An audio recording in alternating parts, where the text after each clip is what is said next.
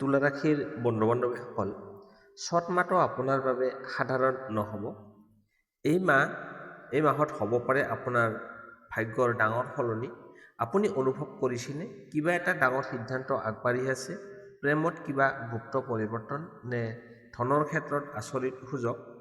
চ'ত মাহত তুলা ৰাশিৰ ওপৰত বিশেষ প্ৰভাৱ পেলাব শুক্ৰ গ্ৰহ আৰু চন্দ্ৰ গ্ৰহৰ গতিয়ে। এই সময়ত আপুনি লোৱা এটা সিদ্ধান্তই আগন্তুক 6 মাহৰ ভাগ্য নিৰ্ধাৰণ কৰিব পাৰে। কিন্তু সাৱধান, এই মাহত 2টা তাৰিখত অত্যন্ত গুৰুত্বপূৰ্ণ হ'ব। ভুল কৰিলে সুযোগ হাতৰ পৰা ওলাই যাব পাৰে। এই ভিডিঅ'টোত আলোচনা কৰিম আৰ্থিক অৱস্থা কেনেকুৱা হ'ব, কেৰিয়াৰত উন্নতি নে প্ৰেছাৰ, প্ৰেম আৰু দাম্পত্য জীৱনত সুখ নে ভুল বুজাবুজি, পৰিয়াল আৰু স্বাস্থ্যত গুপ্ত সংকেত, আৰু চ'ত মাহৰ শুভ তাৰিখ, ৰং আৰু প্ৰতিকাৰ।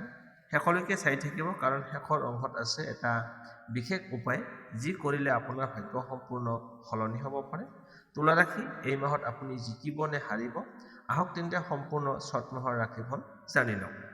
তুলা ৰাশিৰ বাবে চ'ত মাহৰ আৰ্থিক অৱস্থা। তুলা ৰাশি, চ'ত মাহটো টকাৰ ক্ষেত্ৰত মধ্যমীয়া কিন্তু সুযোগ ভৰা সময় হ'ব।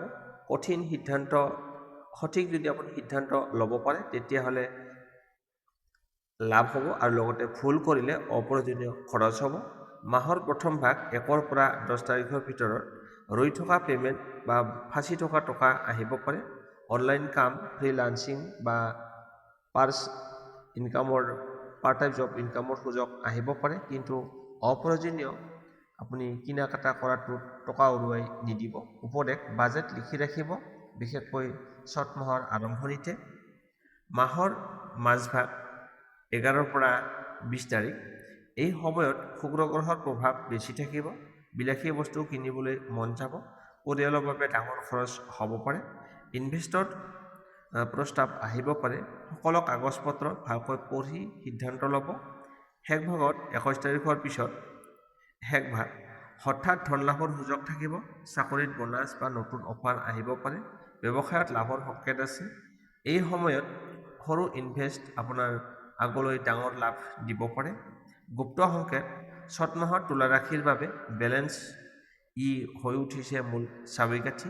খৰচ আৰু সঞ্চয়ৰ মাজত সঠিক সমতা ৰাখিলে এই মাহটো আপোনাৰ বাবে টকাৰ ক্ষেত্ৰত টাৰ্ণিং পইণ্ট হ'ব পাৰে। সৰু প্ৰতিকাৰ: শুক্ৰবাৰে বগা বা গোলপীয়া ৰং ব্যৱহাৰ কৰক। লক্ষ্মী পূজা বা ধন সম্পত্তিৰ মংগল কামনা কৰক। অপ্ৰয়োজনীয় ঋণ এৰাই চলক। সঠিক সিদ্ধান্ত ল'লে চ'ত মাহত টকাৰ দিশত উন্নতি নিশ্চিত। এতিয়া আহক, কেৰিয়াৰত উন্নতি নে প্ৰেছাৰ? চ'ত মাহটো আপোনাৰ কেৰিয়াৰৰ বাবে অত্যন্ত গুৰুত্বপূৰ্ণ সময়। এই মাহত আপুনি কৰা এটা সিদ্ধান্তই আগন্তুক কিছুমান মাহৰ দিশ নিৰ্ধাৰণ কৰিব পাৰে। মাহৰ আৰম্ভণি সুযোগৰ দুৱাৰ খোল খাব। নতুন দায়িত্ব আহিব পাৰে। বছ বা ঊৰ্ধ্বতন লোকৰ দৃষ্টি আপোনাৰ ওপৰত পৰিব। ইণ্টাৰভিউ দিলে ভাল ফলাফল লাভৰ সম্ভাৱনা কৰিব পাৰে, কিন্তু কামত অলপ বেছি প্ৰেছাৰ থাকিব। ধৈৰ্য আৰু বেলেঞ্চ বজাই ৰাখিলে সফলতা নিশ্চিত। মধ্যভাগ: ভুল বুজাবুজিৰ সম্ভাৱনা আছে। সহকৰ্মীৰ সৈতে মতবিৰোধ হ'ব পাৰে। আপোনাৰ কামক লৈ সমালোচনা। সিদ্ধান্ত লওঁতে দৌৰা ঢাপৰা কৰিব নালাগে। এই সময়ত খৰধৰ কৰি ৰিজাইন বা ডাঙৰ সিদ্ধান্ত নল'ব। শান্ত হৈ আলোচনা কৰিলে সমস্যা সমাধান হ'ব। মাহৰ শেষত উন্নতিৰ সংকেত আছে। প্ৰমোচনৰ আলোচনা, নতুন প্ৰজেক্ট বা ডাঙৰ দায়িত্ব, বিদেশ বা স্থানান্তৰৰ সুযোগ আছে। বিশেষকৈ যিসকল চাকৰি সলনি কৰিব বিচাৰে, মাহৰ শেষভাগ শুভ হ'ব। গুপ্ত কেৰিয়াৰৰ বাৰ্তা: তুলা ৰাশিৰ বাবে চ'ত মাহত মূল চাবিকাঠি হৈছে ধৈৰ্য, কূটনৈতিক ব্যৱহাৰ আৰু সঠিক সময়ত সঠিক সিদ্ধান্ত। আপুনি যদি বিচাৰে, এই 3টা চ'ত মাহত আপোনাৰ কেৰিয়াৰত এক ডাঙৰ উত্থানৰ আৰম্ভণি হ'ব পাৰে। আহক তেন্তে এতিয়া জানি লওক, প্ৰেম আৰু দাম্পত্য জীৱনত কি সলনি হ'ব। তুলা ৰাশি স্বভাৱতেই প্ৰেম, সমতা আৰু সম্পৰ্কৰ ৰাশি। চ'ত মাহত আপোনাৰ প্ৰেম জীৱনত হ'ব পাৰে গভীৰ অনুভূতিৰ হ্ৰদ, কিন্তু একে সময়তে সাৱধানতাৰো প্ৰয়োজন আছে। অবিবাহিতসকলৰ বাবে নতুন চিনাকি প্ৰেমলৈ পৰিণত হ'ব পাৰে। পুৰণি কাৰোবাৰ সৈতে পুনৰ যোগাযোগ, হঠাৎ অনুভূতি গভীৰ হোৱাৰ সম্ভাৱনা আছে। কিন্তু এই মাহত আৱেগত কোনো সিদ্ধান্ত নল'ব। প্ৰথমে মানুহজনক ভালদৰে বুজি লওক। এই সময়ত শুক্ৰ গ্ৰহৰ প্ৰভাৱ বেছি থাকিব, সেয়েহে আকৰ্ষণ বৃদ্ধি পাব। প্ৰেমত থকা সকলৰ বাবে ভুল বুজাবুজি সৰু কথালৈ ডাঙৰ হ'ব পাৰে। অধিঘাত বোধ বা সন্দেহে সমস্যা আনিব পাৰে। মনত ৰাখিব, তুলা ৰাশিৰ শক্তি হৈছে বেলেঞ্চ। শান্তভাৱে কথা পাতিলে সকলো সমস্যা সমাধান হ'ব। বিবাহিত জীৱন, সংগীৰ সৈতে সময় কটালে সম্পৰ্ক অধিক মজবুত হ'ব।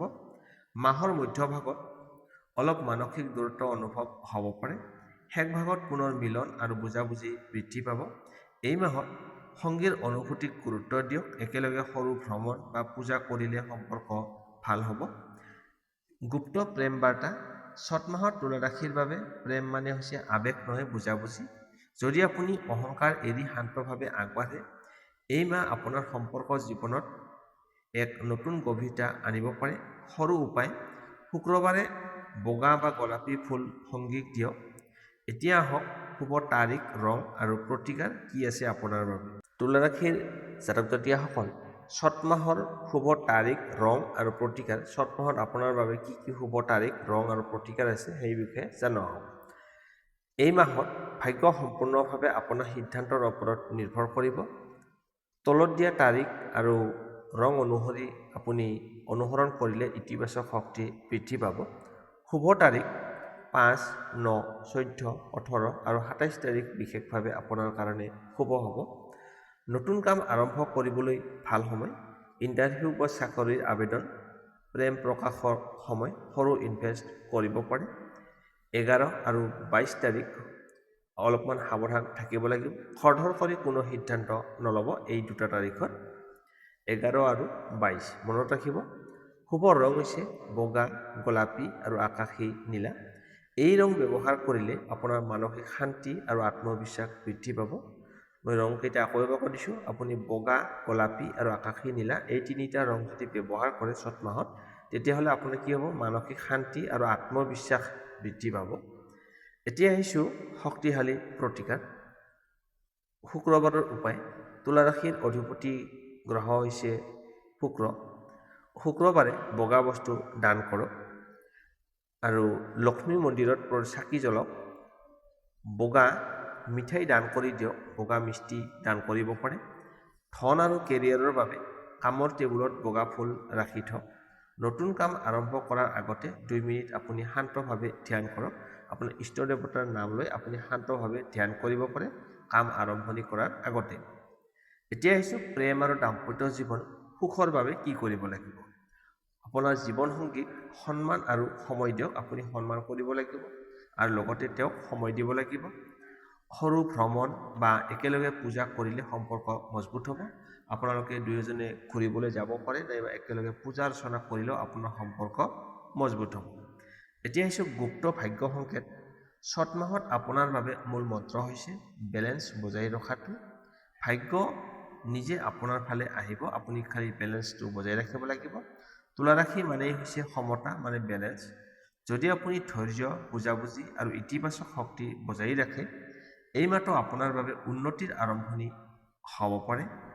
তুলা ৰাশি, এতিয়া মই সংক্ষেপে কেইটামান কথা কৈ দিছোঁ। চত মাহত আপোনাৰ বাবে এটা গুৰুত্বপূৰ্ণ অধ্যায়। এই মাহত শিকিব সমতা ৰাখিলে জীৱন কেনেকৈ সলনি হয়। আৰ্থিক ক্ষেত্ৰত সুযোগ আছে, কেৰিয়াৰত উন্নতিৰ দুৱাৰ খোল খাব। প্ৰেম আৰু দাম্পত্যত বুজাবুজি হ'লেই সুখ। শুভ তাৰিখ আৰু প্ৰতিকাৰ মানিলে ভাগ্য আপোনাৰ ফালে ঘূৰি আহিব। মনত ৰাখিব, আপোনাৰ অধিপতি গ্ৰহ হৈছে ভেনাছ, মানে শুক্ৰ। আপোনাক আশীৰ্বাদ দিয়ে সৌন্দৰ্য, বুদ্ধি আৰু কূটনৈতিক শক্তি।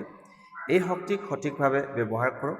তুলা ৰাশি জিকে তেতিয়াই যেতিয়া ই বেলেঞ্চ বজাই ৰাখে। ভিডিঅ'টো ভাল লাগিলে লাইক কৰক, আপোনাৰ মতামত কমেণ্টত লিখক আৰু এই চেনেলটো ছাবস্ক্ৰাইব কৰি ৰাখক, কাৰণ আগন্তুক মাহত হয়তো আপোনাৰ ভাগ্যৰ নতুন দুৱাৰ খুলিবলৈ গৈ আছে। ধন্যবাদ, পুনৰ লগ পাম আগন্তুক ৰাশিফলৰ সৈতে।